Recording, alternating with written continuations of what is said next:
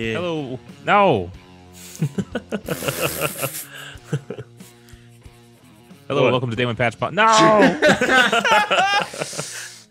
Matt, Welcome to Day One Patch Matt, Podcast, episode leave all of them in. 325. Leave them all of them in when you edit this. I'm your host, Ryan Johnson. Tim Spence is Former here. host. Oh, was I fired along with Luke Dobbs? No, you're fired by being interrupted like 700 times. Anyway, continue. Sorry.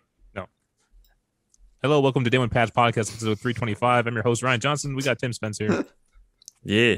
What was that laugh? Who said that? That wasn't me. Who's laughing? Who's laughing? Who's talking there? Matt Lawrence is over there. I am, yeah. And Adriano Petty. Hello. How you guys doing? Hi. Good. Long week. Glad for it to be done. Top stories today include some tweets from Jeff Keighley Oh. about some Activision stuff. Oh. Some hurts me very badly. Google Stadia is shutting down its internal studios. We have an update on Apple's very expensive AR/VR headset.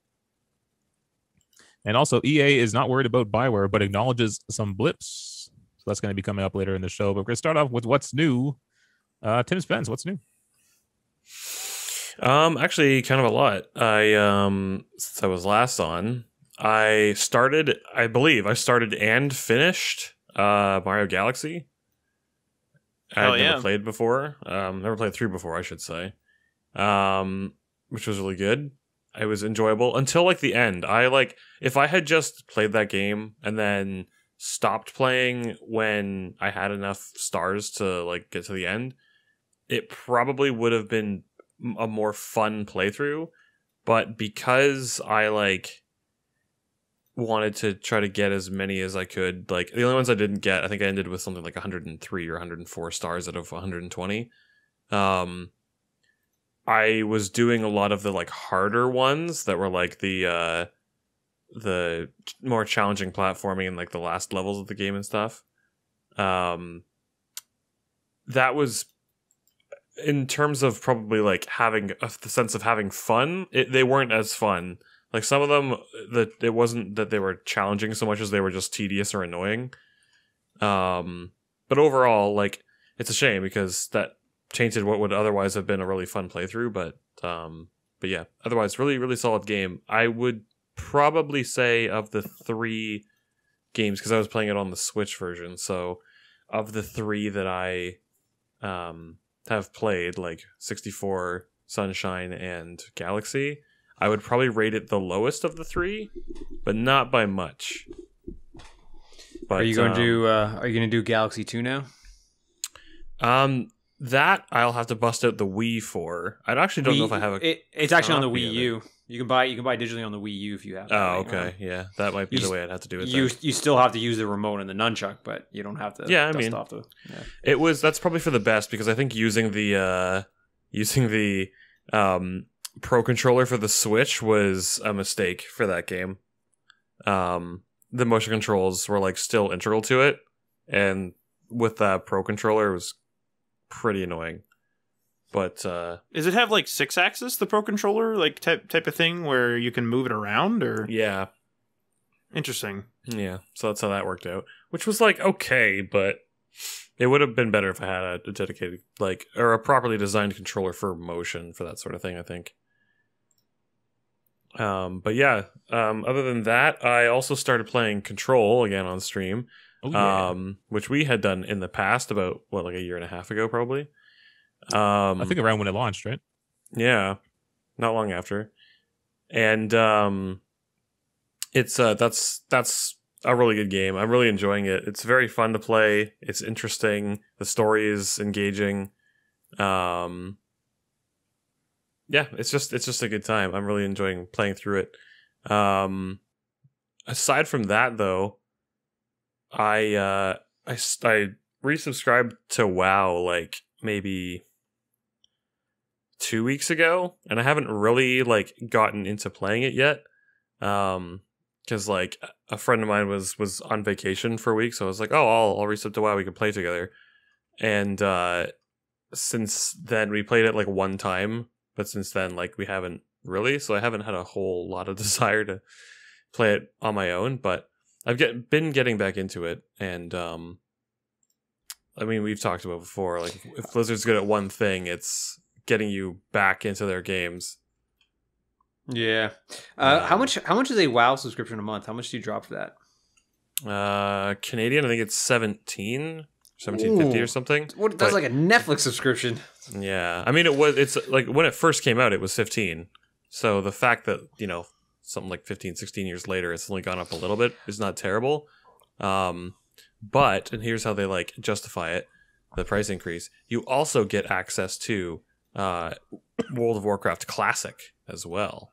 So yay, you get to play both. I mean, I was excited for Classic when it came out. That's actually what got me back into WoW originally, was when Classic launched, and I was like, fuck yeah, I can play the game like the way that I knew it back in the day. And I played it for a couple of months, but good God, is it tedious. Like, there's a reason that it's a 15-year-old game. The Classic one is just like when it first launched. Like vanilla. Like the vanilla version? Yep. Because I just got a free month of WoW. And okay. And I don't know if I'm actually going to utilize it.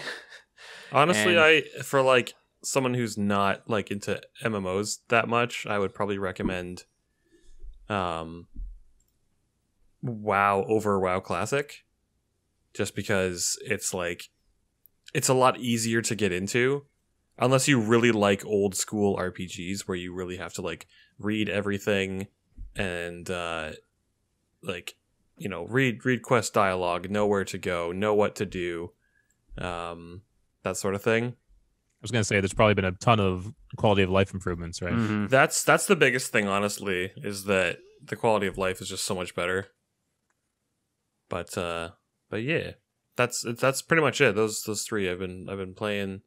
I mean, I just straight up finished Mario Galaxy in like 3 days, I think, start to finish, and then got into Control and pretty decently far in Control, I think. But then WoW is just like a constant burn, pretty much, because I bought the Shadowlands expansion when it first came out. Like, I had pre-ordered the like special edition of it or whatever, because I always buy the special editions of WoW expansions, because WoW is just that game that's always been a thing in the back of my mind. I'm a huge Warcraft fan. Can I ask you a question?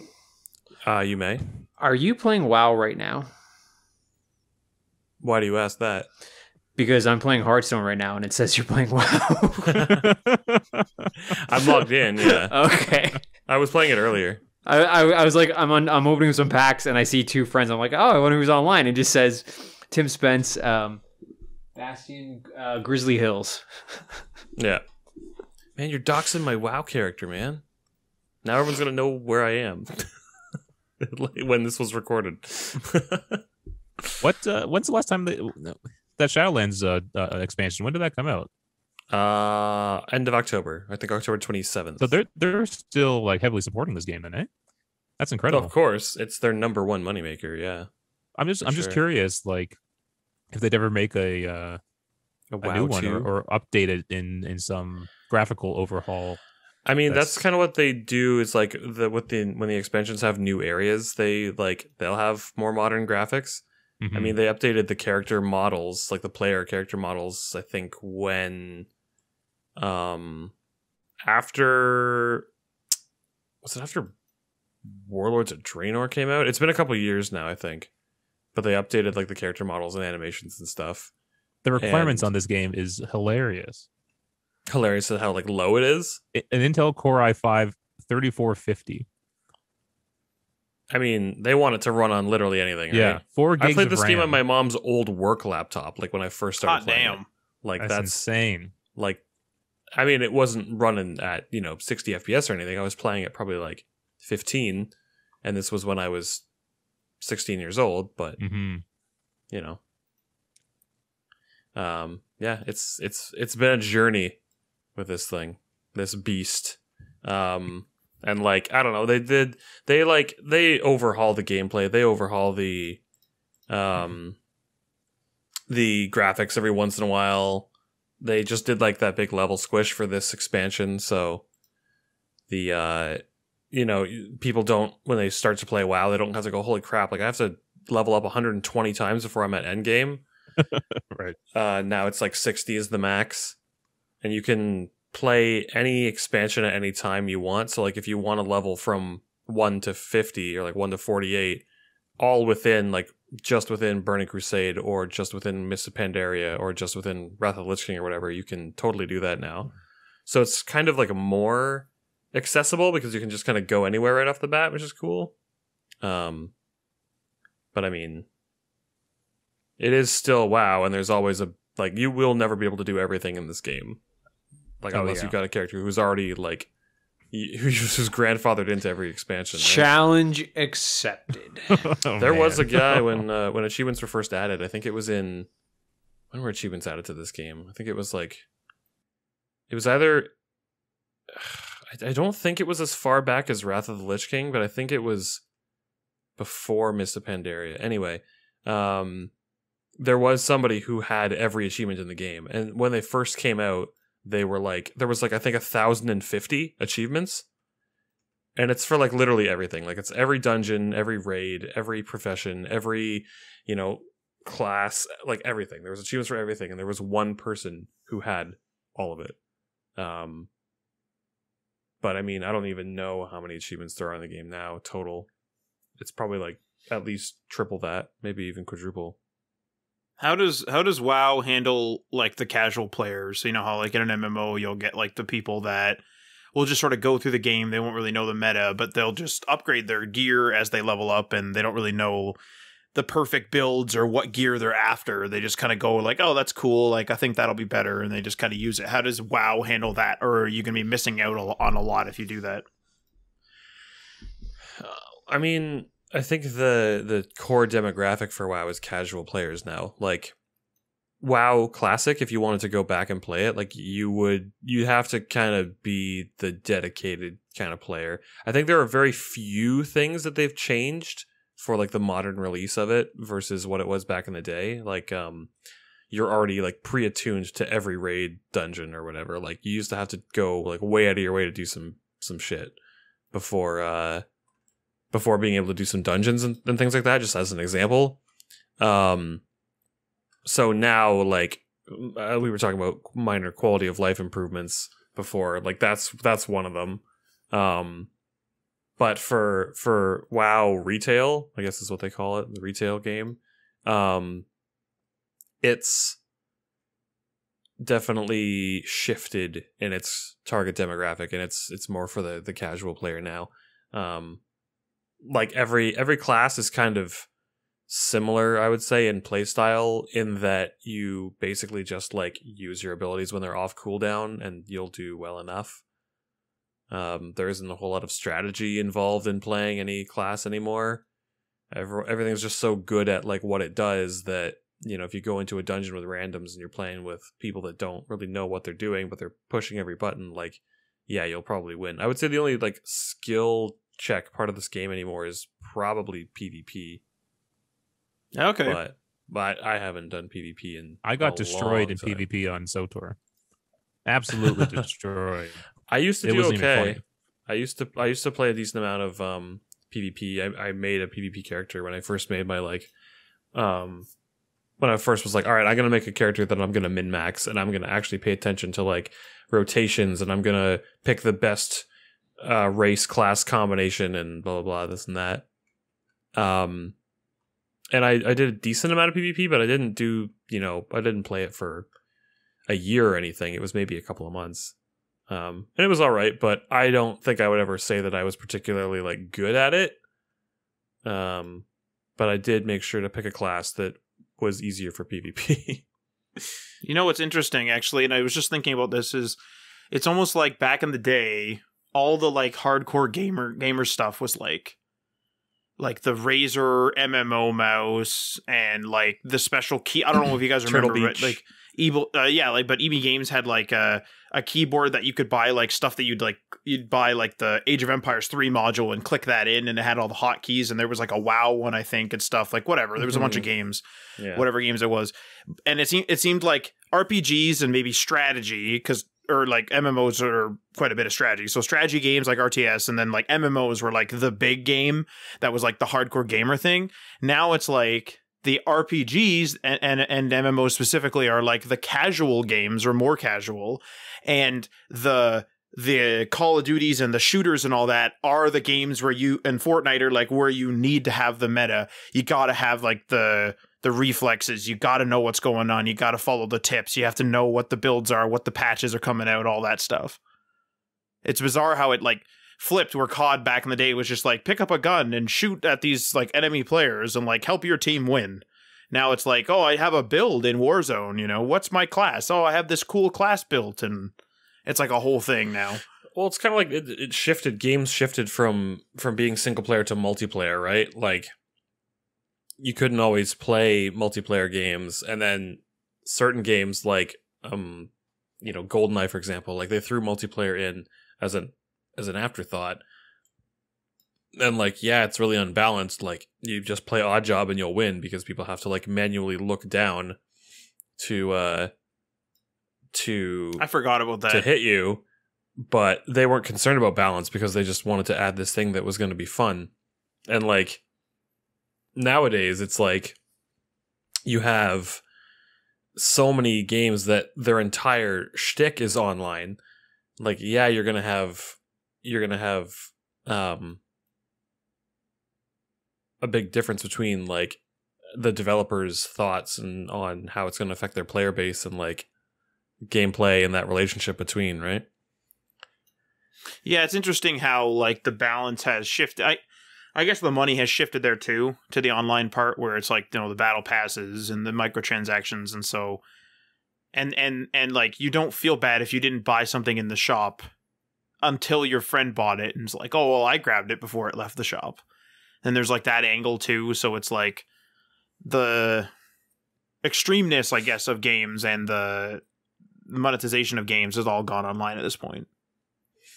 Yeah, you can't keep somebody on the string with a single player game, really, unless you keep releasing, you know, expansions or stuff like that. But you can just bleed people dry with online transactions. Yeah, definitely. Adriano, what are you playing? I am in Hearthstone right now, actually. But besides that, most of my stuff, because I have to make notes. I actually have to list what I play in a week because I always forget. I played 2 things by myself, Hearthstone and Dead Cells.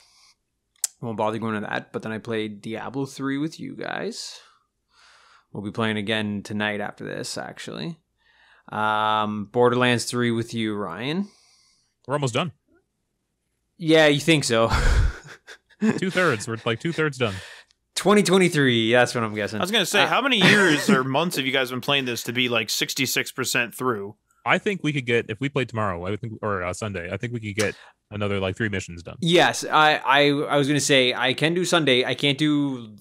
I have the privilege. I'm in a position where I can get a haircut on Sunday, so I need to take that opportunity. Yeah. So if we want to do later in Sunday, I'm totally fine, but not a normal time. Yeah. Did Borderlands with you? Did Sea of Thieves with you guys? And then Overwatch with you and Marty yesterday, because that new Year of the Ox, I think it is. Yep. Year of the Ox event is out, and that's going to occupy a lot of time for the next 3 weeks. Other than that, I haven't gone back to Syndicate. I haven't gone back to God of War. There's 2 new games that two new to me games that I've downloaded that I want to start, but I'm not even going to mention them until I actually start them. So Okay. that'll be sometime in 2024, maybe. You download them now, though. Yeah, occupying space on my hard drive. All right, Matt, what are you playing? I have been playing Fallout 76. Of course, I have completed the season early, so I'm done it. Thank God. So 3 whole that's seasons over. in the can. Yeah, another season's in the another season's in the. Did you say camp? Did I hear a play on? Oh, okay. Well, anyway, another season's in the camp. I'll use the play on words. Anyway, so that's done. And I'm looking at potentially doing a little bit of building in my shelter in the game because I haven't really touched it. I built like a weird little clown display, and that's about it. So, I may go and do a little bit of building now that I have some quote-unquote off time from that. And with the eagerly anticipated camp update, we can have multiple camps, one at a time, but you can go through camp loadouts, I think they're called. That's pretty exciting. Lately, they've been doing quite a bit of quality of life improvements, including new inventory management, like tabs and stuff like that, and just a bunch of different quality of life improvements, which is super nice. Bigger stash limit, stuff like that. So that's been super good, and people are actually as a result, it seems people are reinvigorated to buy. So the economy's back. It's selling like crazy. I've been selling like crazy. I bought so my kind of thing is I buy normally, like I buy whatever I want at I'm pretty rich in the game, so like I buy whatever I want at people's I'm cases. pretty rich in the game. Well, I mean, I also play it every single day pretty well. Actually, So. all four of us are pretty much at max caps at all times. Yeah, like we're just at the end game. Like it's not even a flex at this point. We're just at the end game. So I buy whatever I want basically from camps for the most part. And I'm just trying to like fill out my plans and my recipes, ones I don't have. And I've been doing that, whatever. And then usually if my caps start, like they slowly climb, even though I'm buying every now and then, they slowly climb up to a point where I just end up buying a serum recipe, which is one of the most expensive, if not the most expensive item in the game from like an AI vendor. So I buy those. I do use like stuff to make it like the discount perk, and I do use great mentats and stuff to make the price go down. But yeah, no. So I bought in this like crazy era. I bought 2 of those, or maybe even 3 already during this like reinvigorated period. So I've been making money like crazy. And yeah, so it's been good that way. And with this other update that's coming out with all the perk loadouts is so needed too. So you can actually try different builds without like completely tearing apart your perk, your like basically your build, and like having one of those perk loadouts dedicated to build, craft, and repair, like using workshops. Like I'm just going to call it like my workshop build, if you can name them, is just going to be huge. So that basically getting ready for these updates, of which half of them are already out. So yeah, so pretty excited about the impending updates and utilizing the current ones. So that's pretty good. And then this week for single player stuff, I guess I've been continuing Watch Dogs Legion specifically. Really digging it still. I've basically filled my team out. I don't know if it's actually full, but I've just have kind of all the people I wanted. So I have like a royal guard to go into like the Buckingham Palace area. I have a couple of police officers to get into uniformed areas. I have one or two Albion people to get into other uniformed areas. I have like a drone specialist, like a brawler, and then a couple other like general. I have an MI5/MI6 agent as well, like a spy that has like a James Bond car and stuff like that. So that's super cool. So I've just been doing that for the most part. I've been doing the actual missions now, but something super interesting. So I know that you can turn permadeath on. I think we had that discussion last week. And I kind of figured your consequences was going to be, your person gets killed, and if you have permadeath on, maybe they actually die. Some people have a trait in which they can just die at random, or they might just like there's like a permadeath trait of that person, so it's like a risk in recruiting them. But I found another one actually. So usually it's like I get shot up, or I get like stunned to the point where I get taken to the hospital, or I get arrested type of thing. So they go out for a certain amount of time. One of my people got kidnapped actually, so now I have to go and like break them out apparently, because one person I have a paramedic that helps me get people back faster, and everyone was back except for this one person, which I use quite a bit. And I was like, what the hell? And when I went and hovered over her, they're like missing. So I was like, oh, I guess she'll be back later. Like maybe it's just an indeterminate amount of time. And then I was in my missions, because I started doing missions, like I said, finished recruiting basically. And I like found a mission for her, and I have to go like help her. Like she's been taken hostage by, I don't know, Albion or something. So that's super cool. I don't know. This game has like a lot of intricacies, and for a game that could be absolutely filled to the brim with, basically like not scams, but what would you say? Like gimmicks. Like the whole like recruiting people is like could be gimmicky. Schlock. Yeah, like it could all be garbage, and it really isn't. Like that's the super cool thing. Like unlocking tech for people is super helpful. Completely changes the game. How you play is different too. So like you can go and like if you hurt like somebody's wife, they will like dislike you more, and so you have to like go and do more for them to get them to be your recruit or whatever. You can use lethal weapons, non-lethal weapons, and like I don't know, the game is really well put together. Like from the other Watch Dogs, I've only played the first one. Didn't really like it. Boring. I used to always call it press square or hold square simulator. Didn't really like it. Aiden Pierce was boring. Story was boring. But skipping 2, because I was going to play 2 because it was free on something for a while. I claimed it, but I just never ended up getting around to it. You play, yeah. So I claimed it, and I was going to play it, but just never did. And then just jumped into Legion. Legion's really good. Like, it's what Watch Dogs should be. The only thing I would say that could really use improvement is specifically, I would say more ways to get into facilities. So a lot of the stuff you're doing obviously is like, go into a facility and hack a computer, use a spider bot and like sneak in the thing. And you can choose different methods. Like, I don't know, call a cargo bot with your construction guy and then like hop on your cargo bot and like fly yourself in over the radar and stuff like that. So there's a bunch there. I just would like to see more. But there's no complaint with what's there. Also, I found a little Easter egg that I recorded as well. I climbed up to the top of a building and like hacked into this. I think it was a CTOS hub. And it's like an area where it's kind of like the internet hub for that area, but it's for the smart OS for the city. And I was at the top of a building and I was like, crap, like it took me actually a while to get up here. Like I'm going to have to climb all the way back down because I was trying to break into a building across the river. And my person like in the cutscene like looked around and then did a leap of faith into the water with the whole music and everything, like the sound effect from AC. So that was a kind of a little cool little touch. But even the driving is good in this game. The driving, like the different cars feel different, which is super good. Like there's like super futuristic. I don't know if you guys have seen, I think it's from BMW. There's like that one car where no one faces the road. It's all automated and there's just like 4 seats and you all face each other and you're just sort of like, it's just supposed to be like you're in like a pod. Those type of cars are in the game. That style of cars in the game, those things handle perfectly. There's gas cars still, but they've been retrofitted with like auto drive systems, but they're still gas. Those handle differently. There's like electric cars, but there's of differing types, like crossovers and those things. Those all feel different. Is the game supposed to be in the future? The game is in like 2050, I'd say. Oh, okay. Like really? 2050. So it's like there's still gas cars, but there's like cargo drones flying around, but like there's not drones literally like everywhere. Wait, isn't Aiden Pierce from the first game in this game? He might be. So I wouldn't be surprised if you could recruit him, probably. He'd be an old man by that point. I don't know exactly what year it is. Like I'm just guessing at the year based on like our actual technology in real life and what they're at. Because it's like they have holograms. It's like we're pretty close.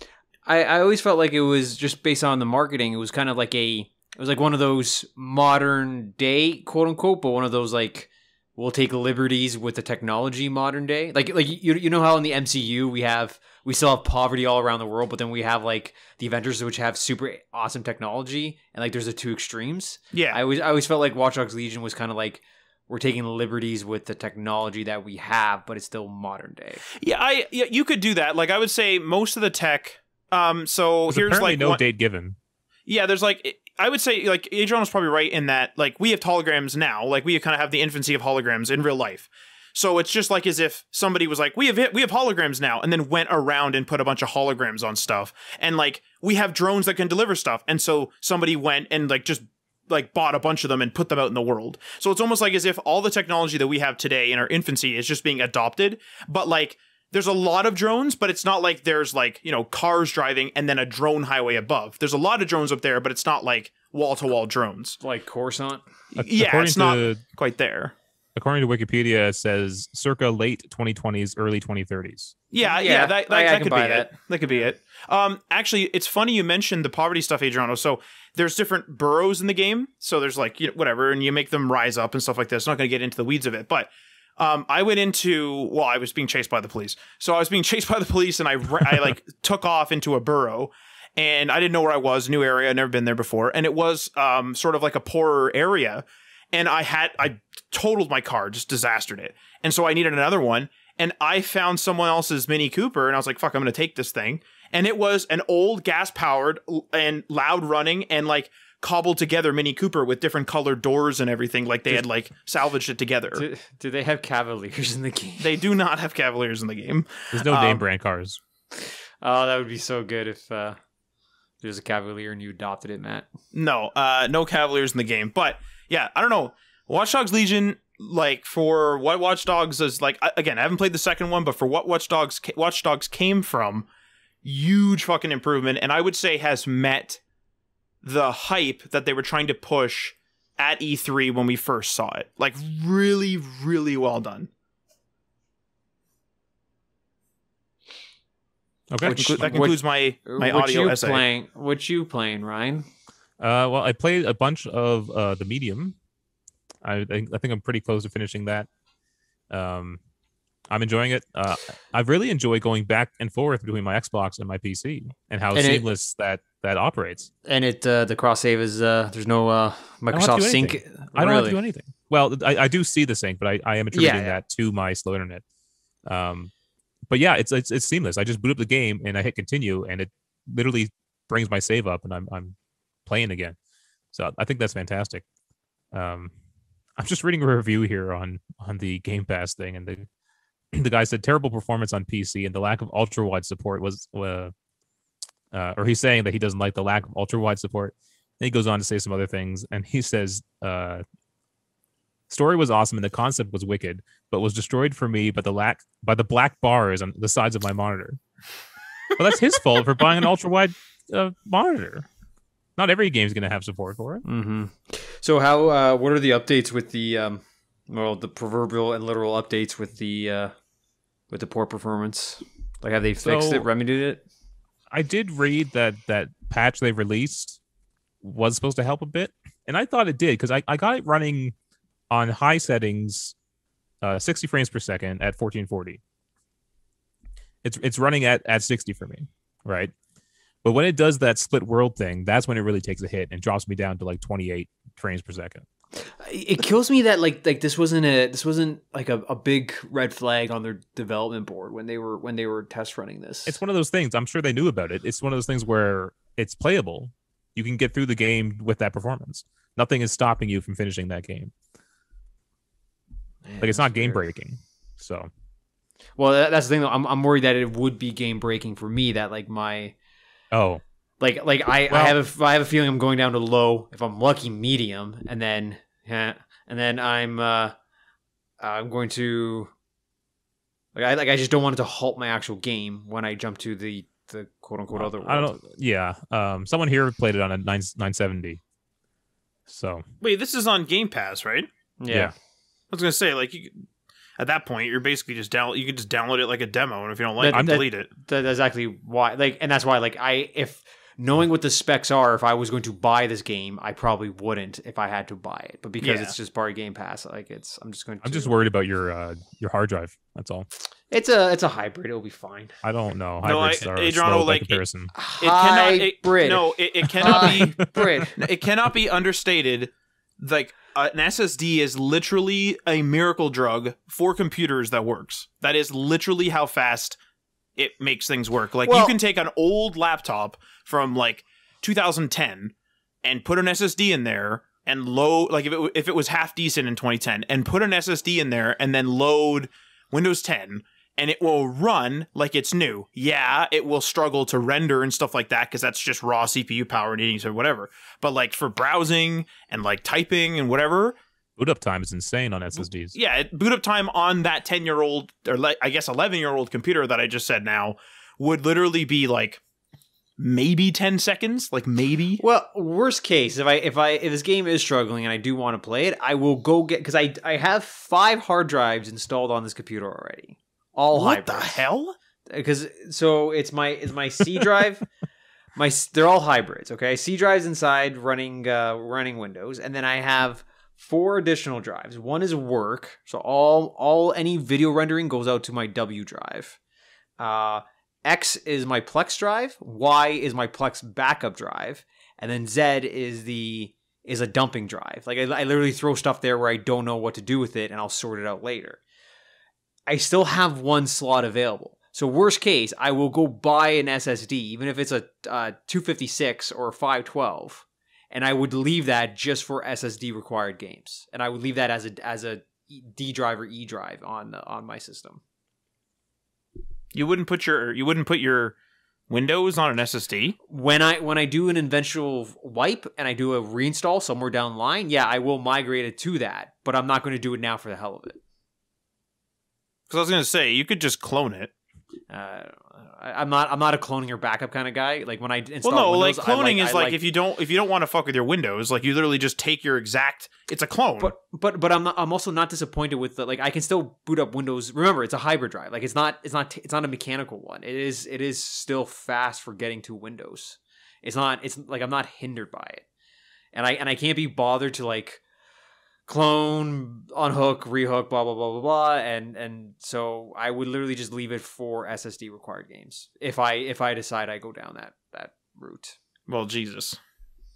But other than that, I also played Control because that was I had bought it when it was on sale, the Ultimate Edition. Me so too. I could get the next gen version, but it is on PS Plus if you have that, and it's also on Game Pass too, I think, right?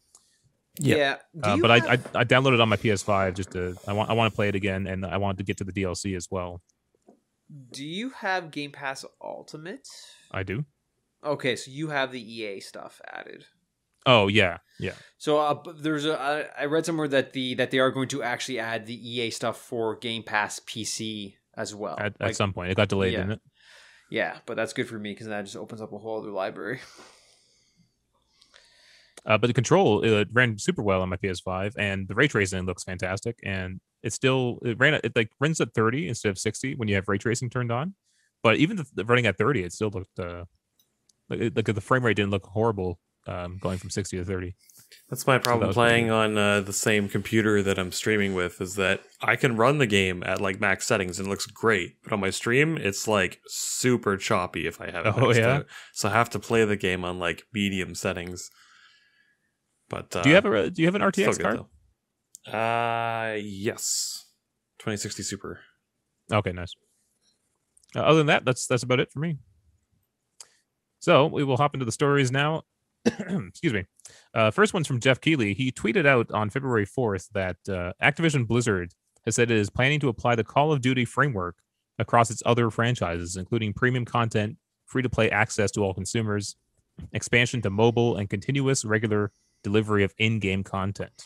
I am unfamiliar with the Game of Duty quote-unquote framework. The free-to-play access and expansions and continue, like, is this pretty much the framework, or is there more to this? I think because the Call of Duty has the whole what's it called, Matt? Warzone, which is free to play. Like anyone can download Warzone and play it. But they make their money off of selling you like the season passes and items and stuff. Yeah, so like I can explain it. So like you have, I haven't played Cold War, but like in Modern Warfare, you purchase Modern Warfare if you want to play the story or play kind of traditional Call of Duty online. There's a season pass in there that has a free tier that gives you very few rewards, and then a pro tier or a gold tier, whatever, a paid one, where you can earn rewards at each level and then whatever, and you earn things as you go. I think you have to do challenges or something. I can't remember, but it doesn't matter. You basically earn these tiers as you play, and basically it's like you can play traditional Call of Duty. Then capture the flag, domination, hard point, team deathmatch, whatever, all these things. And then there's Warzone, which is separate from Modern Warfare, although connected kind of. But if you didn't want to pay for Call of Duty and you just wanted to play Warzone, you can just download Warzone. It's sort of like how Fortnite's connected to Fortnite, the single player one, Save the World, but like Battle Royale's sort of like separate as well. Like they're together, but not really. That's how kind of Warzone works. And so Warzone, you can go in with your friends, whatever. There's a battle pass there. Again, Warzone is free, and you can just play that. So you can go there. It's just Battle Royale. There's Battle Pass there too. I think it's the same Battle Pass as in Modern Warfare. I'm not sure how that works now with the 3 different games, but basically that's it. So you have to pay for the story, pay for the traditional COD experience, but you don't have to pay for Warzone, basically. So as Call of Duty, I also really like how in his tweet, and it got copied over to to the articles and layout, how the Call of Duty has the trademark, like the little thing beside it. Yeah, that was weird. Well, because the trademark or the registered, or is it the registered? I can't tell. One? I can't. The circle R. Yeah, the circle, and then it's a registered trademark. So whatever it is, it's funny how that got like copied over in every iteration. As Call of Duty players, does this feel like does it cheapen this to you? Well, here's what I was going to say is that I don't mind this model when it's games I'm invested in. It feels really rewarding when, like, even in Fallouts, when you have this season and you get all this content, it feels like you're actually being rewarded for playing. Where I struggle with it is when you want to play a game casually. So I'm a casual Call of Duty player, and it feels like I'm missing out on so much being a casual player. Yeah, I don't have any of the stuff. That's when it feels like it's cheapened to me, and it's just like, okay, they don't want me here unless they can have me here all the time. You know, It feels like an exclusive club for the people who are investing in it. That's how I feel anyway. Competing for your time. Yeah. I agree with you on that, Ryan, because I play COD like on my Xbox, but I'm pretty bad at COD just straight up. And like the people I play with will play Warzone sometimes, but also just the traditional Modern Warfare sometimes. And it's been a while since we played. We've been playing some other stuff, but been a while since we played it. But like they were talking about, oh my god, like I need to grind for this season, or like I got to get these challenges done to get more XP, or like we need to do more matches so I can like earn more ranks or whatever it was. And I was like slowly but surely like earning a little bit of COD points here and there, and then I got to a point where I earned enough COD points like a few seasons in to buy one season pass, and then I bought one season pass and didn't even get that far in it. So it's just like, again, like even though I had, the premium experience for one season, it just wasn't, I just didn't play it enough. Like it's just like COD is very casual. So you do miss out on a lot. You miss out on like different skins on your vehicles, and you miss out on different skins in your guns, and you miss out on different operators, which are like the people you play as, the soldiers you play as, and stuff like that. So you do miss out on a lot. Now, I have a theory, and you guys can like sort of dissect this, but I have a theory on how this is going to apply to Overwatch 2. I think Overwatch 2 is going to be, the PvP is going to be free. It's going to be free to play. I think it's going to be fully free to play. You can download it on your PS5, maybe even your PS4, and it basically makes the first Overwatch free. But with all the new maps of Overwatch 2. So for people that don't know, the listener, it's like Blizzard is making the Overwatch PvP work across Overwatch 1 and Overwatch 2. The only thing you're missing out on is the story of Overwatch 2 and the single player stuff. So the single player or like the co-op stuff, whatever it's going to be. So the story stuff. So what I think is going to be is I think they're going to make Overwatch PvP free. So they're going to give you, when Overwatch 2 launches, they'll probably launch a few more characters and a few maps. And that'll also be an update to the PS4 version, just the regular Overwatch 1. But I think that's going to be free. It's going to be called Overwatch PvP or whatever it's going to be called. And then you're going to pay for the Overwatch story experience, whether that's co-op or single player, whatever it is, you're going to pay for that. I think there's going to be a battle pass because they're already experimenting right now with get 9 wins, and every 3 wins you get like an item, and then a character or a skin. I think that they realize that people like the grind, so I don't know whether they're going to scrap the loot boxes, maybe not, just because there's so many items in Overwatch, so they may never scrap the loot boxes. I think there's going to be exclusive items in a season pass that you're going to have a silver free, very few reward tier, or a gold pay for premium tier. God, I hope you're wrong. Because I was telling you guys, like, if Jeff Keighley's tweet is correct, they're not going to wait till Overwatch 3 to apply this model. And that is, to me, that's the only way to apply this model to Overwatch. What are you going to make free to play? Well, it's not going to be the stuff that the writers worked on for a long time, the co-op / single player stuff. They're not going to make those free to play because they just had to do all the writing and they had to invent that mode and everything. But the Overwatch PvP, especially since it's going cross-gen, makes a lot of sense. If you make it free, now you've just re-monetized Overwatch, because the original Overwatch is, you buy the disc or you buy the digital version, and then you can optionally buy loot boxes. Now they're reinvigorating it. So they say, okay, Overwatch PvP is out. Everyone can download it for free. It's just all the Overwatch PvP madness across PS4, PS5. Whether they cut PS4 in terms of this free-to-play hypothetical is whatever. But the point is that they're trying to reinvigorate the people that are not going to buy Overwatch 2 by giving them a battle pass. Because they're running it, because people are now, like you guys were saying, you guys have been playing Overwatch quite a bit, and not even half as much as some people. And you guys are getting nonstop duplicates, some of you, because you have so many items. There's going to be tons of people out there like that. So now we have to monopolize their time. We can't just get them there during events. We got to get them there during events. We got to get them there during the seasons. We got to get them there during these like 3-win sticker, and then 3 wins a skin or sprays or what the hell they're giving you. Like, we have to get them there for everything. And that's what they're going to do. They're going to nail you all year, all the time, seasons, free to play, all that stuff. That's what they're going to do. So that you have to play Overwatch all the time. I wonder if they're going to have to add like more character customization, because in something like Fortnite, you know, you have skins, and then you have the gliders and the pickaxes and the backpacks. You have more than just like sprays and stuff and single skins to get. Right. They need to pad out the season pass in some way. There'll probably be things like player icons, stuff like that, more than likely. There'll probably be like single player only things, like maybe modifiers to the levels just for fun. Like I have like you remember how in Halo you used to find the skulls, and then one of the skulls was like the grunt party, where if you shoot them in the head, their heads blow up, and the little like birthday noise goes like, yay, or whatever, confetti. Yeah. I wouldn't be surprised if like there'll be like a quote unquote skulls in the game where like you have to earn them in the season pass, and there's like multipliers just for fun. Because you also have to remember, you guys have that Overwatch mode creator. So if they make something similar to Halo Forge, or even a more fully fledged map maker, now it's going to be like, oh, do you want the green walls in your map? Well, I guess you better do the season. No. I guess you better do that season. Like, that's what it's going to be. They could do something with like your version of Blizzard World. Like, every section could be customizable, and if you wanted to buy cosmetics to deck out your version of Blizzard World, so if you wanted just a Diablo-themed Blizzard World, you could like mod that.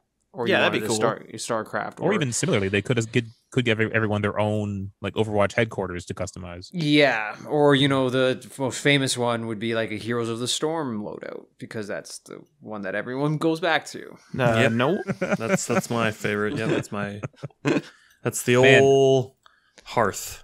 That's where I always hang my hat every night. There, like another thing they could probably add on to customize it would be titles. Like, you put your own title banner underneath your name. Like Call of Duty, yeah. Yeah. I would love to be able to get very specific with my skins and my maps. Like, I would love to be able to assign a specific skin for a character for a map, and I don't have to like think about it. That'd be fun, yeah. Yeah. So like, I have my WoW skins and my StarCraft skins. I would love to be able to say on Blizzard World, use only those skins, just so I can like have a theme going. In some sad news, Jeff Keighley also tweeted in a different tweet that Diablo 4 and Overwatch 2 won't come out in 2021. That was expected. Now, I wonder how much Overwatch 2 is going to have changed since they showed it to us. It's going to have this model. It's going to have this model. That's the big difference, right? I think the model's going to change, but I think visually what they showed off is not going to be. Yeah, I think it's not going to be completely different. Because what they like remember, they said that everyone in Overwatch is going to get the Overwatch 2 PvP stuff. Mm-hmm. Like, you can not buy Overwatch 2, and you're going to get everything in Overwatch to play against other players. They don't want to split that base at all, so they can't change the fundamental 6v6 aspect of that game. It has to stay the same. I was gonna say, do you think that you're gonna miss out on anything if you haven't played Overwatch at all? If you just start playing with Overwatch 2? I'm gonna say no, because the most, like 99% of the narrative stuff from Overwatch is not even absorbed in game. Like, it's comic books, and cinematics. So even if you wanted to jump into Overwatch 2, you go watch and like I have my own playlist like saved on YouTube of all the Overwatch cinematics, and you can go read the comics for free, and all the books are for free. Like, you don't even have to pay for any Overwatch content. You can probably go right into Overwatch 2. That's pretty crazy, eh? Yeah. They really want to hammer home that as an IP. Like, I think they knew it early in development. They're like, this IP can just, it's fucking gold, and they knew they had to capitalize it in the 21st century tradition of just getting it on as many platforms as possible, on YouTube, on print, on other print, and in video game, and just keep it going. Here's the golden question though, Adriano. Would you pay for the premium season pass if you're going to miss out on skins? I really hate to say it, I probably would. No, look at him. Yeah, He's been converted. Would this be the first pass that you ever purchased? That I regularly purchase. I'm trying to think of when I would pot. Because you're against microtransactions. Does this fall into that camp? It does. Well, no, because Adriano thinks microtransactions are consumable, right? Yeah. Yeah, but this is consumable because you wouldn't buy the Hearthstone Pass because it was you considered it a microtransaction, didn't you? No, I don't buy the Hearthstone Pass just because that's just money that I don't want to spend. But I don't know that I necessarily consider that a microtransaction. To be honest, I don't know. I don't think I would consider a what I know to be of a pass, like Plunder Pass, Tavern Pass, Battle Pass, whatever the fuck you want to call it. I don't think I would consider it to be a microtransaction, but I think this, if I were to do Overwatch, would be the first one that I do regularly. I'm trying to think of another one. I don't think so. All right, I would, if I ever got back into Sea of Thieves seriously, I would consider doing that, but I have not done that yet. So is that pass out? I didn't even see that when we played. It's in there. Yep. It's in. Yeah, you could. Yeah, it's in there. They didn't throw it in my face. That's surprising. Yeah, and one night of playing. I'm assuming that Matt, because I think Tim, you already gone on ahead of us before with that update. But like one night, I went from level 1 to level 12 immediately. Damn! Like we just ripped through that stuff. Jeez, yeah, doing that vault really helped. Yeah. Our next story here is about Google Stadia is shutting down its internal studios and changing its business focus. This comes from Kotaku. So Google will close 2 game studios located in Montreal and Los Angeles. Neither had released any games yet. That closure will impact 150 developers. One source familiar with Stadia operations said the company says it will try to find those developers new roles at Google. So Google will continue to operate the Stadia gaming service and its $10 monthly Stadia Pro service. It's unclear how many, if any, exclusive games will still come to the service, though the company has indicated that it will still sign new games and will bring more third-party releases to the platform. It nevertheless will look to many like a drawdown on the plan to have Stadia run as a bona fide competitor to console platforms. How do you guys feel about this? Adriano, you actually have Stadia through your brother, right? Yeah. So you're what's the prospects look like to you? By technicality, I'm the Stadia expert, I guess. Yeah. I think video game streaming is here for now. I think it can stay as a gimmick and as an add-on. I don't think it's viable enough to be a sustained platform on its own. And I think Xbox is in a good spot with its whatever the fuck they're calling it. That's just part of the Game Pass Ultimate. You just stream those games, right? Is that what it's called? XCloud. XCloud. That's the goddamn. It's not officially called that, but oh, it's not. I thought that was called Project XCloud, whatever. Whatever it is. Yeah, I think it's literally you can just stream the games on Xbox Game Pass. Oh, okay. Anyways, with an Ultimate subscription. Yeah, like I think Microsoft is doing it like they're not putting all their eggs in that basket, and they're kind of getting their feet wet a little bit with it. And if you want to go into it, you can. And I think they're going to slowly over time, change their business model and kind of work. I think they're going to keep with the pace of technology and internet infrastructure and kind of go into it appropriately. And I think we've seen that already with there's changes in Xbox Live Gold and Game Pass subscriptions and all that. I think that's the foundation for their 5 to 15 year plan on that. But like Google Stadia, like sometimes it's just I think their mistake was doing piecemeal purchases.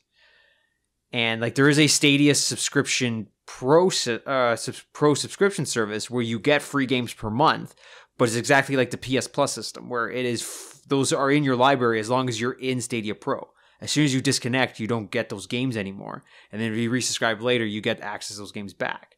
So you're always in if I'm in, I'm in. If I'm not, I'm losing access to all these games unless I buy them separately again. And I really think they could have benefited from at least having a subscription-based system as well. Like if you wanted to buy piecemeal, go ahead, but like an all-in, $12 a month if you wanted to do it, go for it. I really, if you ask me 5 years from now if Stadia is still around, it's hard for me to say. I'm gonna say maybe not. I wonder if the controller was a barrier too, because you initially, I think at least, you needed that controller to play Stadia. You couldn't just use your Xbox on your PC and play Stadia. On top of all that, the fucking launch, it was, we had promised Stadia on all Chromecasts. Then they had to dial that back at launch. It's like, all Chromecast Ultras? The 4K ones. Yeah, whatever it is, yeah. Then they were overheating. Then they also promised controller support across all major controllers. They had to roll that back. At a certain point, my Xbox controller could only work wirelessly with Chromecast, but wired only on PC, which I thought it should have been the other way around somehow. And then they had just recently updated that support. It's just this. I feel like they should have just launched it as quote unquote early access. And if they had just said, hey, this is what it is, but it's early access, and there's no real expectation of success or guarantee, and it's just like you kind of get what you get with it. Well, now all they're shutting down right now is their own internal studios. Yes, right? but by your Heroes of the Storm logic, that means it's done, right? I mean, yes, we do joke about that, but it's like they didn't even produce a game, and it's like it's surprising that they didn't even want to try to like create a compelling game to get people to actually try out Stadia. Because right now it was just you can play AC Odyssey on there. It's like, oh well, I already played that on my PC or my console. Yeah, there was nothing really pulling you to Stadia. Yeah, other than wanting to be a pioneer on a future technology. They do have an exclusive game on there. It's I don't know the name offhand because my brother played it specifically. A workable Cyberpunk version? No, even Cyberpunk is broken on there. It has the same broken. I heard it is good though. It runs like a PC, so it runs better exactly. Yeah, you're essentially playing the PC one, but it has all the bugs as Cyberpunk does. But there is a Stadia exclusive game on there, and I'm going to bring it up right now because I think I have it. But like, yeah, there's nothing to demo what it's actually capable of. But then again, it's also just a video game streaming service. Like it does what it's supposed to, but it also feels like it doesn't do enough at the same time. And it's like that. Then so how do you solve that problem? Because you have one of their main competitors now, Amazon, with Amazon Luna, and there's virtually the same concept, except the difference is theirs is subscription based. Theirs is just like, well, you opt in and you get everything, and you opt out and you're done. Right. So it's like I already feel like Amazon has just one step forward on that. They may not have the same content, but at least their business model makes sense for the platform they're on. So I'm curious how PS Now is doing. How many people are actually streaming games with PS Now? It's probably doing just fine. They keep adding games to it all the time. The only person I know with PS Plus is my brother, same person who has PS Plus. Sorry, PS. Yeah. But your brother has PS Now as well? Yeah, he plays PS Now as well. Oh my god. He does not. He is going to get a PS5 only because he does want to play like some of the new titles like Back 4 Blood and Control on that console. Mm-hmm. But up until his PS5, like he does not want a box. He even says like if he could take his PS5 and just buried it in drywall behind the TV, he would do it. Like he does not want to see a box. So that's why he's all in on the. I know it's a big console, but what else is going to be under your TV? Like, but he would. It's not just the PS5. Like he would do that with. He doesn't want to see an Xbox. He doesn't want to see a Switch. He doesn't want to see anything. He's a very minimal. TV like wall mounted? Is it? His new. Going for like a minimal look. Yeah, him and his girlfriend have a very minimal look when it comes to their design.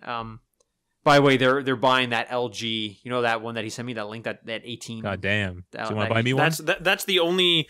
That's like the only TV that has all the modern stuff in it. I think I was telling Ryan that, like, yeah, because when it comes to technology, he defers to me for my opinion. But I was like, I don't know as much as you think I know. So then I outsource it to you two, and then you give me feedback. I just go back to him. I say, okay, go ahead and buy it, and he usually just goes and buys it. He's like, all right, I'll just do it. Like that. That's how the system works. I mean, it's the most, like, I mean, other TVs have the tech, but Yeah. it's the most, like, I'd say 2021 ready TV on the market.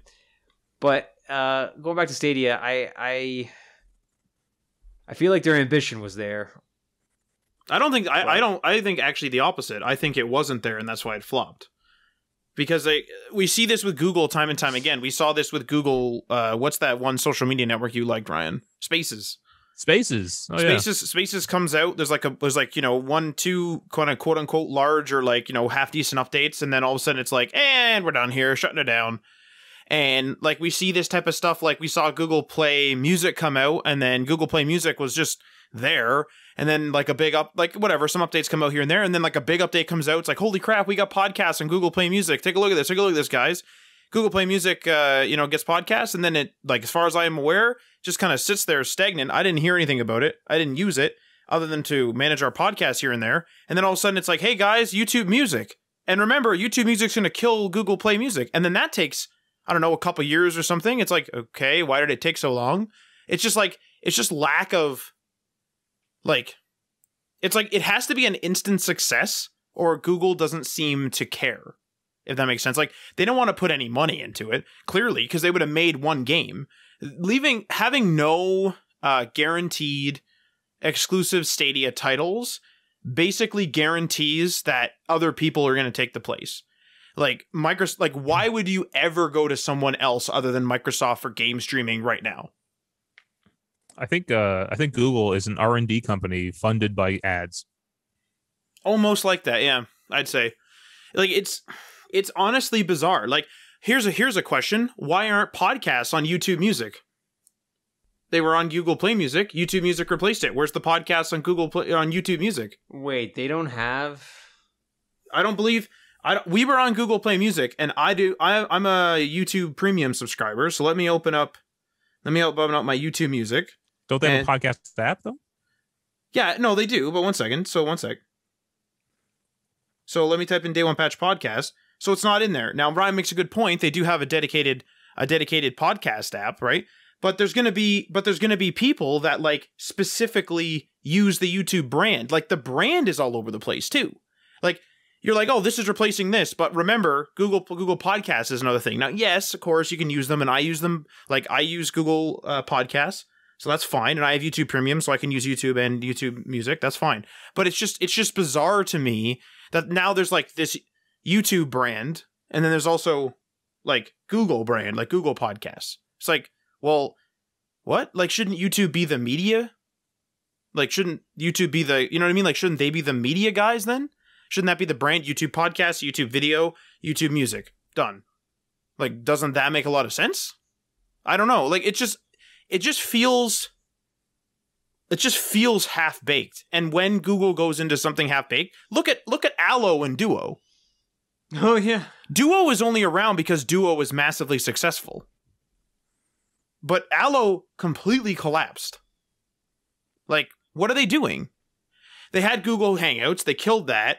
And there's like a bunch of other little things in between, but they had Google Hangouts. They killed that. Then they kind of brought it back in the enterprise sphere and blah, blah, blah. I'm not too familiar with that stuff. Then with the enterprise stuff, because I don't use that. Then they had Allo and Duo come out. Then Allo dies. So then they're like, no, guys. Android's going to use RCS. RCS needs the carriers on board. So then a lot of carriers weren't getting on board. Then they just started getting on board. And then Google's like, oh, you know what? Anyone who uses the Messages app, like by Google on Android, like if both people have the Messages app and like allow the chat, what they're called quote unquote chat features, which is RCS, then they can just chat. But if you have a third party SMS app, of which a lot of people do on Android, then you can't do that. And it's just like, then you need the carriers like to be in there. And it's like, what the hell?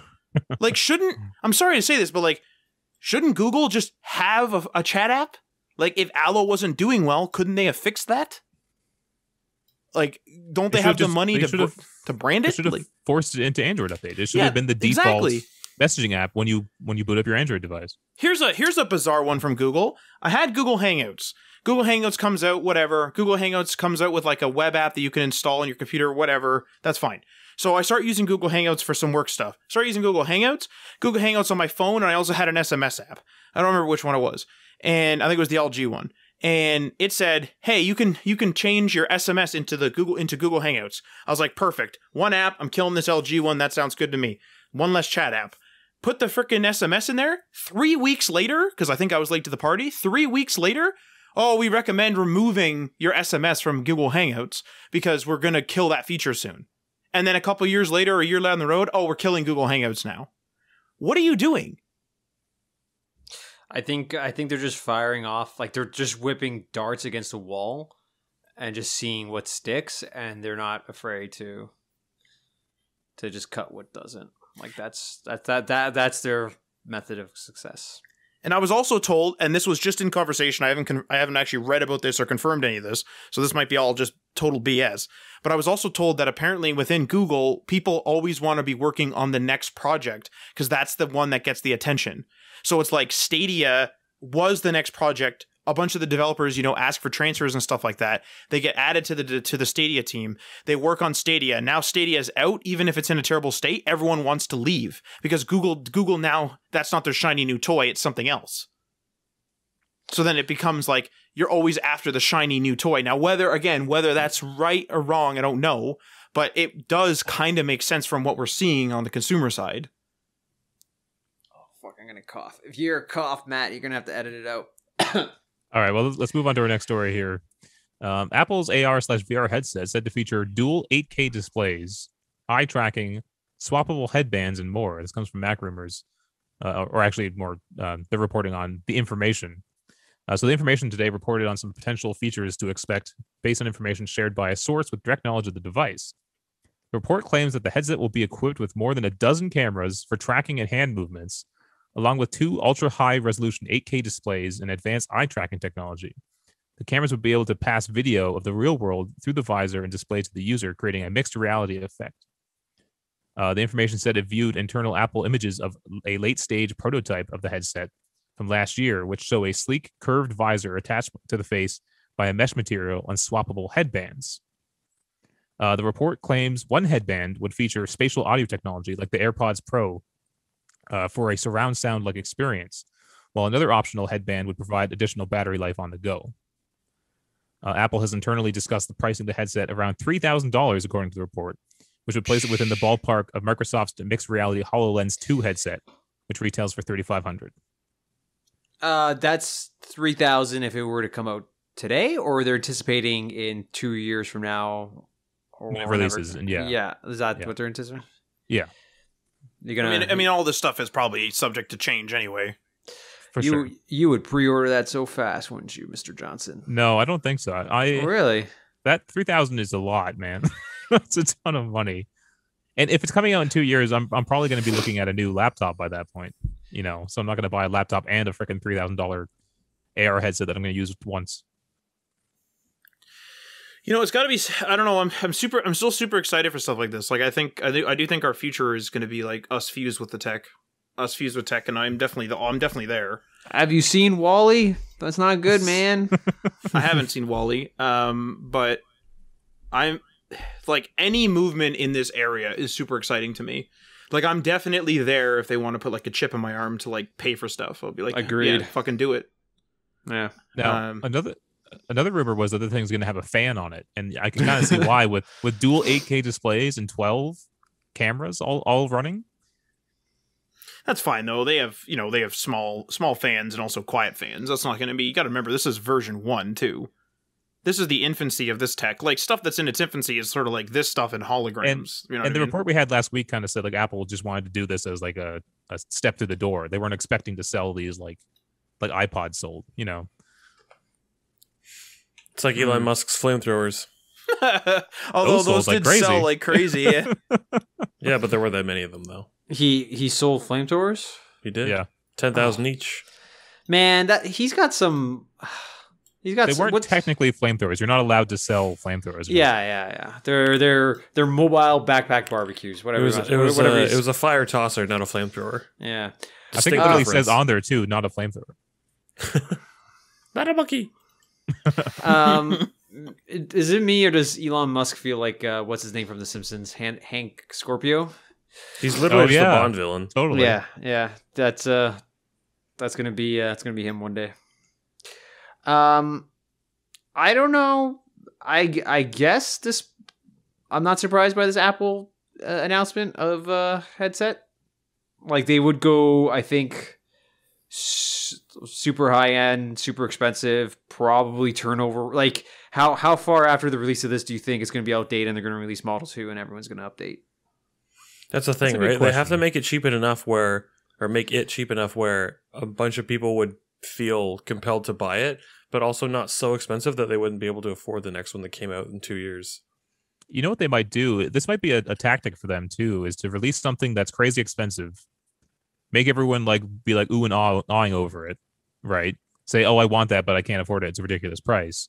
And then they'll come out with a lower cost one that people can actually obtain, and then that one will sell like crazy. That's pretty smart. Or they release this at its price, everyone buys it, and they give it a reasonable lifespan before they release another one, like 5 years instead of every year and a half. Because, the thing is, though, is you can't because instead of forced obsolescence, where everyone feels obligated to upgrade.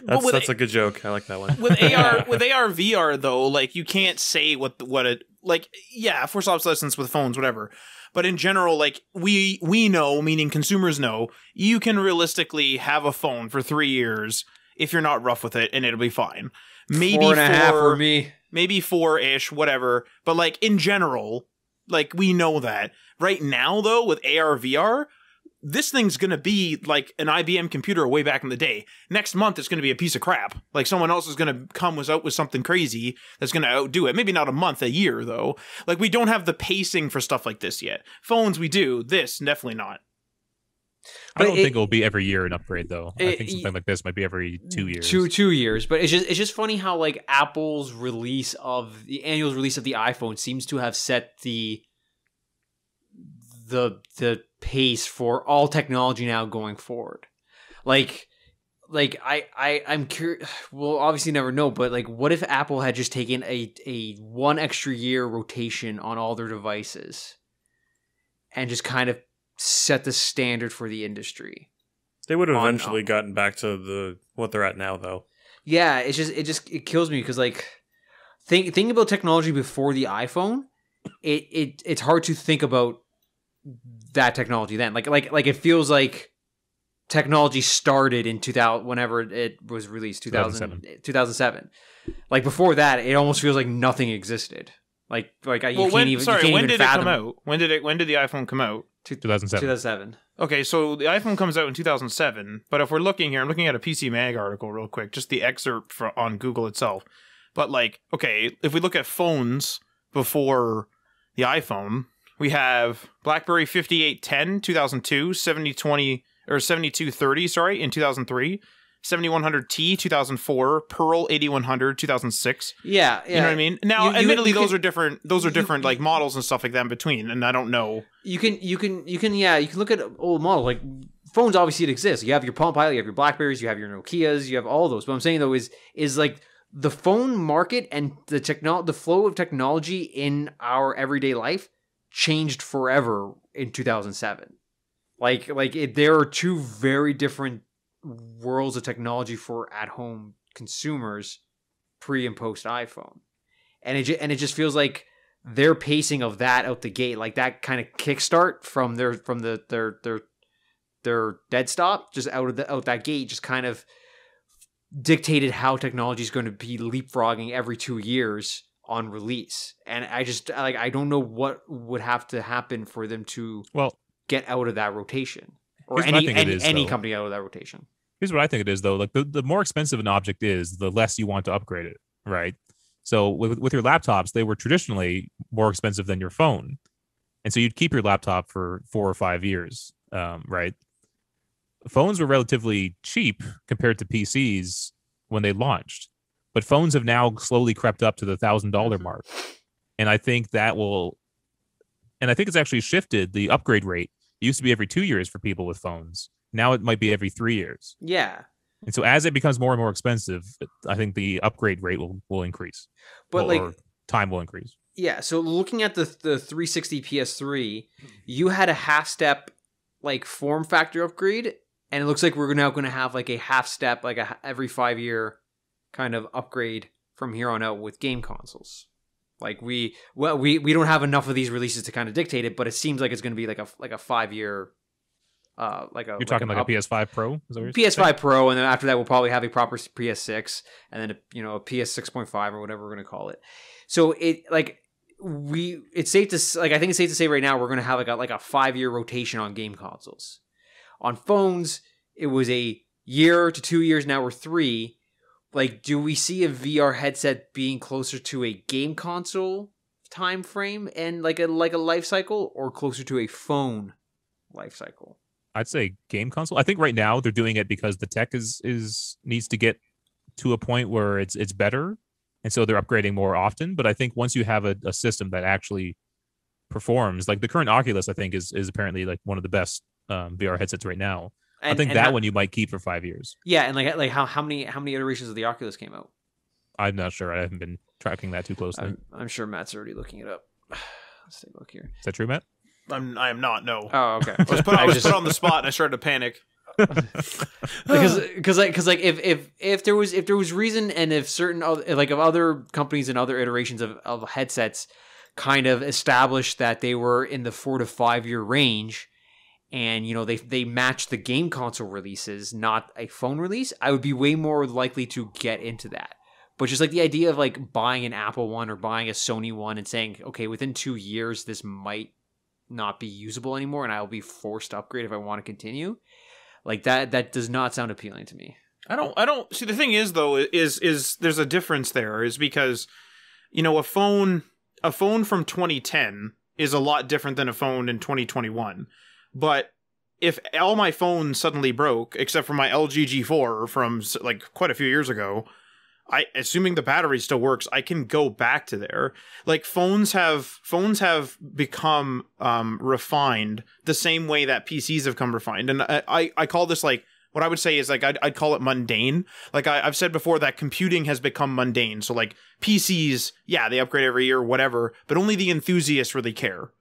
And it's because you buy a computer and that computer will do you until it gets too slow or it breaks or you just want a new one.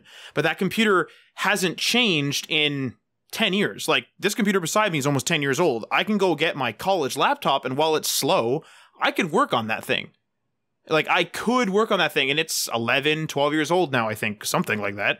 Like they're old, but like the form factor hasn't changed. But if you go to a phone from 2010, we're talking like some flip phones, some hybrid like flip phones. We have slider phones. Like the form factor and the actual technology hadn't been flushed out. And now it's just like slab of glass, slab of glass, slab of glass. That's all it is every year now, with some different changes. So the reason why it comes out every single year is to keep them in the media, but it's also because you want to have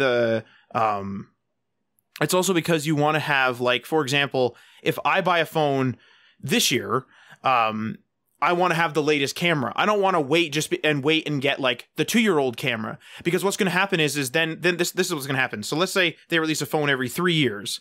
So they go like, let's just say it's 2000s, just to make it easy. So let's say 2000 and the Samsung One comes out. Okay. So I don't need a phone yet. Like 2001 comes around, they're not going to release a phone. 2002 rolls around, they're not going to release a phone. 2003 they are. Well, in 2001, I might be like, I'll buy the Samsung One. 2002, I'm going to be like, probably not. And then or even like halfway in 2001, I won't, because I don't want a year and a half, or a 2-year-old plus technology. I'm going to wait for the next one. But now I can upgrade any time and get the latest at the time, but I don't need to completely change. That's the difference. But the mental like the consumer view on cell phone and technology purchase in 2001 and late 90s is very different from today. Yeah, but do you think that people, like, some people are upgrading every 2 years, right? So some people are upgrading every year. They literally hawk it on eBay and they go. That's always been the case, even with cars. I don't think that's a majority of people, though. Yeah, that's always been the case, even with cars. Some people upgrade their car, like, oh, the new one came out, let's go buy another one. Like, yeah, which is fine. It's just like looking at the Oculus things here. There's a bunch of prototypes, so I'm not even gonna count those. But the first consumer, what they call the CV1 consumer version 1 was released in May 20. First quarter 2016. The Rift S, the next one, and the current model was May 2019. So there's a 3-year span. To me, that would be like the bare minimum if they said we have a 3-year plan for rotation of these. Because realistically, even if it came out every 3 years, I could probably push a 4th overlap before I have to upgrade again. But I don't. I think you're looking at it like as if you have to upgrade. I don't think you have to upgrade. No. I don't think I would have to upgrade immediately, but there will be a point where that system is no longer usable. Like I can use my PS4 for a long time, but at a certain point I will have to upgrade to a PS5. That's like everything though. Like there's not 100-year-old couches kicking around, you know, like I think the PC might be more important to the experience though. As long as you have a good frame rate and good resolution in the headset and decent tracking, you know, it's going to keep working as long as your PC can play the games that are getting put out for VR. Right? Unless the processing is done on the headset itself, then you will need to get upgrades. I thought some of these headsets they were looking at doing the processing on the headset, like they were going to be dedicated systems. I think this Apple one might be because it's the freaking fans on it. I don't really know anything about the Oculus, but if the Oculus, because I've only used the dev kit, if the Oculus hooks up to the computer, then Ryan's right about the computer part. But the same upgrade cycle would apply, Adriano, to your thing too, because like you don't have the latest CPU, motherboard, RAM, or anything. But like you're just using it until it's done or whatever, or until maybe not it's done, but you're done with it. Like it just can't be used anymore. It's not fulfilling your needs, and then you move on. Like I think that is where like they're not doing every 3 years to make you upgrade. I think with the Oculus, I think they're doing every 3 years because it's not as used, or it's not as popular as the phones. Phones is in almost everyone's pocket. You don't have an Oculus on everyone's desk. So you don't need to upgrade every year. And people are just going to buy the one that's out there. I think that's the difference. All right, let's move on to our final story for the week. EA is not worried about BioWare, but acknowledges some blips. This comes from GameSpot. So EA CEO Andrew Wilson said during earnings briefing, which is via gi.biz, that BioWare is an incredible studio filled with incredible people who do incredible work. He acknowledged that BioWare has had some blips in their delivery in recent years, but Wilson suggested that the shortcomings are actually a good thing. He's proud that BioWare pushed deeply into innovative and creativity, even if it didn't work out completely the way the studio might have wanted. Wilson went on to say that EA feels very confident about BioWare's future with the new Dragon Age and Mass Effect games it's working on. Reminds me of like when you're a kid and your like parents are telling you to get a job, and they're like, all right, now when you go in for the interview, they're going to ask you what your greatest weakness is, but what you do is you spin the weakness into a strength because they'll like to hear that. So it's like that's just the mentality that I get from this, where they're like, oh yeah, you know, it was a bad thing, but actually it was probably a good thing. Onward and upward. We were just so focused on innovation. We were blinded to the big picture, you know?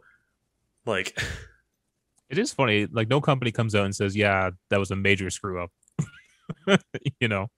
They want you to forget about it and just focus on what's next. Well, if it isn't the consequences of my own actions. Yeah, Anthem, I don't think it's recovered, right? They had some update that they were going to release. I think that got delayed. I'm not even sure if it came out yet. Were going to completely revamp that entire game. And then that revamp, I heard, got delayed to some degree. Might have been COVID related. It almost feels like, what's the point now, though? Like, that brand's broken. I don't think Anthem's ever going to come back. unless you really put the time and money into it. They have No to put the Man's Sky. time, the money, the marketing, and they cannot fucking charge for it.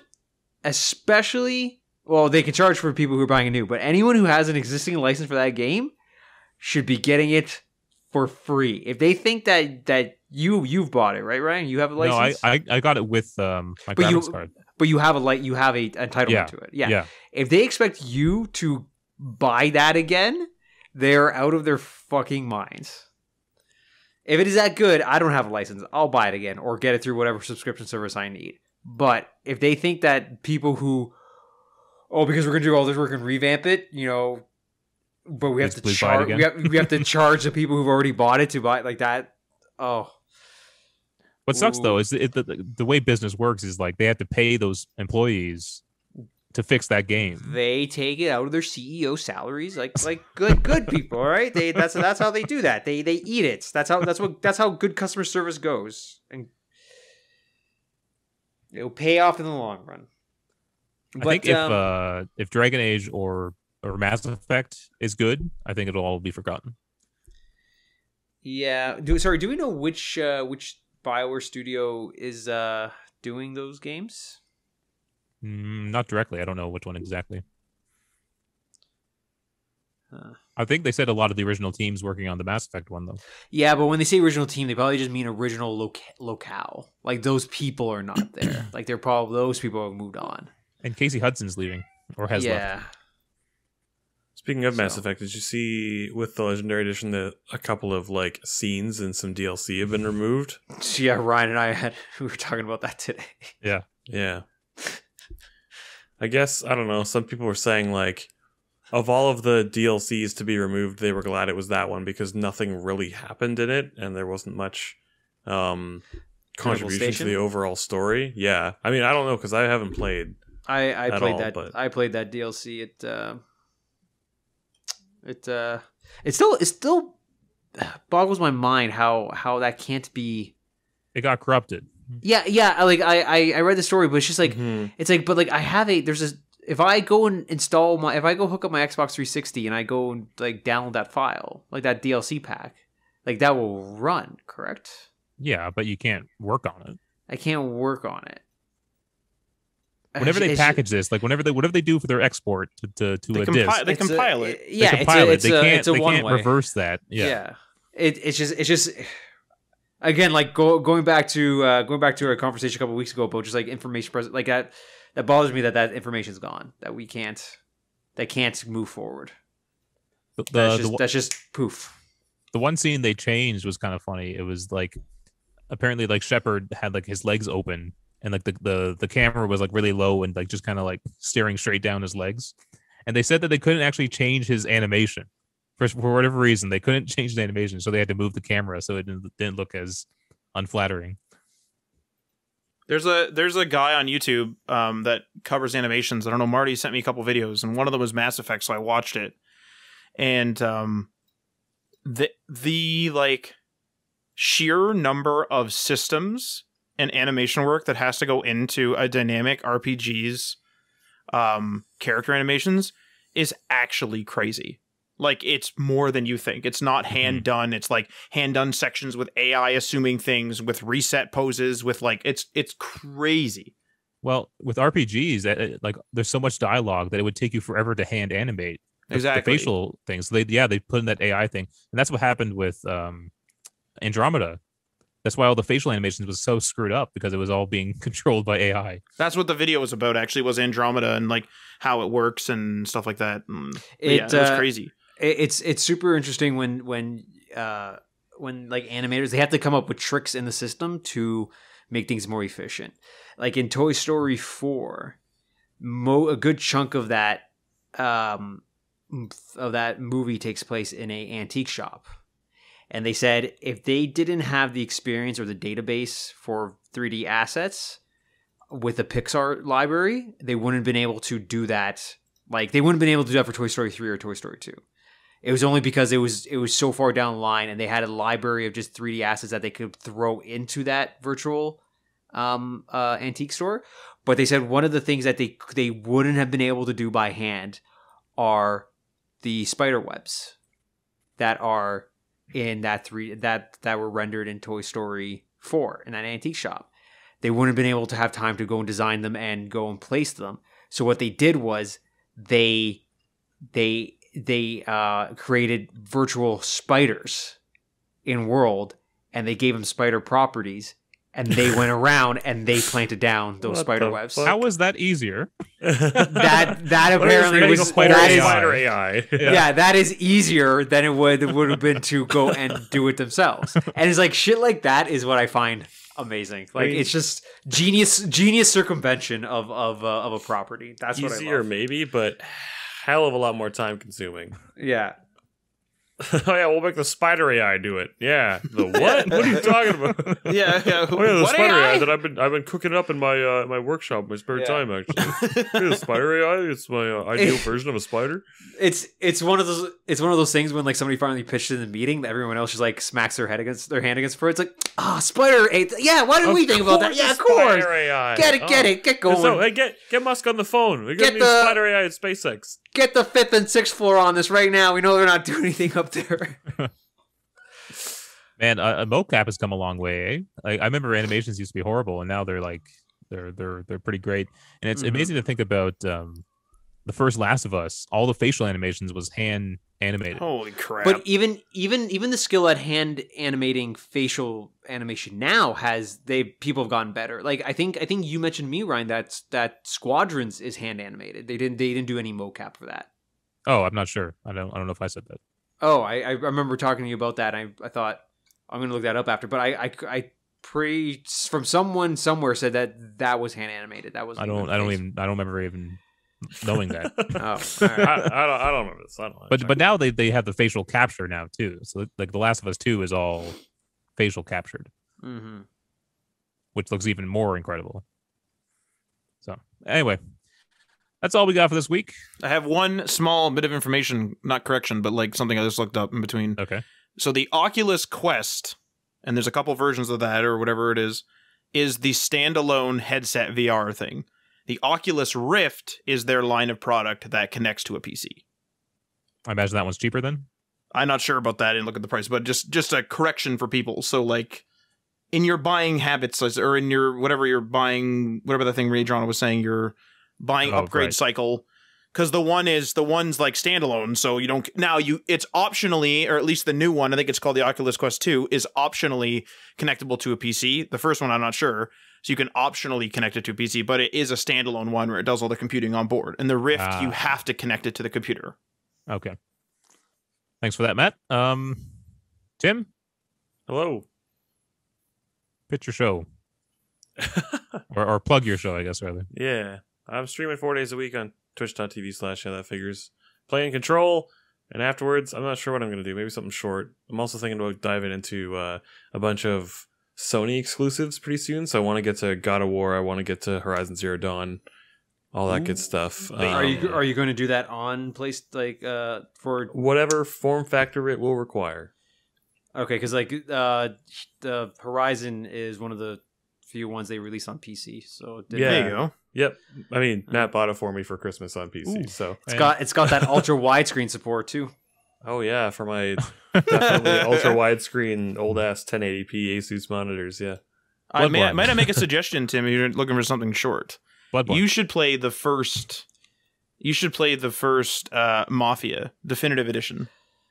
That's a short one. That's a short one and a good one. If you want to play something short, you should play the entire Mass Effect Legendary Collection. I mean, I will when it comes out, but I'm trying to go with games that I already own. I don't want to buy anything for stream for a while now because I've got so many games that I haven't played ever. I was looking through my Steam library I don't even know, a couple of days ago, and I was looking to see because you could filter in Steam by games that you have never played, and barring a couple exceptions because there's things where they're in there like a couple of times, like the different entries for Counter-Strike and like some old ass games that I know I'll never play, or like ones that I got in a Humble Bundle but I only wanted the one game out of it. So barring a couple exceptions, I have about 70 games in my Steam library that I've never even installed. So yeah, I want to avoid paying for anything for a while. if we were bigger streamers, I would love to do like play your entire Steam library. Clearing out the backlog, Yeah. for sure. I think a lot of people do that.